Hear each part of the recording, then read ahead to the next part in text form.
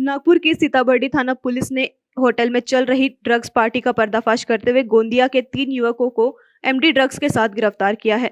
Police को 14 जुलाई को routine checking के दौरान गुप्त सूचना मिली थी कि शहर के एक होटल में कुछ युवक संदिग्ध हालत में रुके हुए हैं। सूचना के आधार पर पुलिस ने होटल में छापा मारा, जहां तीनों युवक एमडी ड्रग्स का सेवन करते मिले। पुलिस के अनुसार आरोपी गोंदिया से करीब 2.5 ग्राम एमडी लेकर नागपुर आए थे, जिसमें से कुछ मात्रा का सेवन कर चुके थे।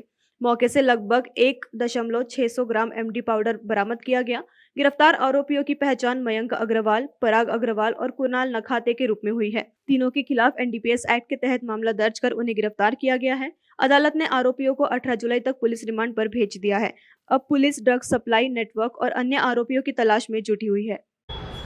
काल दिनांक 14/7/2026 रोजी मिळालेल्या माहितीनुसार रूटीन चेकिंग चालू असताना म्हणजे ETCचं जे हॉटेल लॉजेस आपण रूटीन चेक करतो ते चेक करत असताना गोपनीय माहिती मिळाली। त्या माहितीच्या आधारावरती खात्री करण्यात आली एका हॉटेलमध्ये बाहेरगावावरून काही मुलं आलेली आहेत आणि त्यांच्याकडे असण्याचा संशय असल्याबाबत माहिती मिळाल्यावर तिथे खात्री करण्यात आली।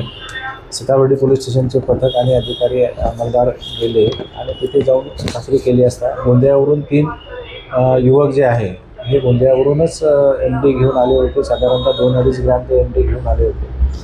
त्यापैकी काही प्रमाणामध्ये त्यांनी ते सेवन केलेलं होतं। उर्वरित 1.6 ग्रॅमच्या आसपासमध्ये ते शिल्लक राहिलेले जे एमडी आहे ते तिथे मिळून आलेलं आहे आणि सदरचे जे आरोपी युवक जे आहे ते गोंदियावरून येऊन या ठिकाणी काही कामासाठी आलेले होते आणि सदर एका हॉटेलमध्ये थांबून ते त्याचं सेवन करत असताना मिळून आले आणि त्यांच्याकडे काही प्रमाणात एमडी सुद्धा मिळून आला।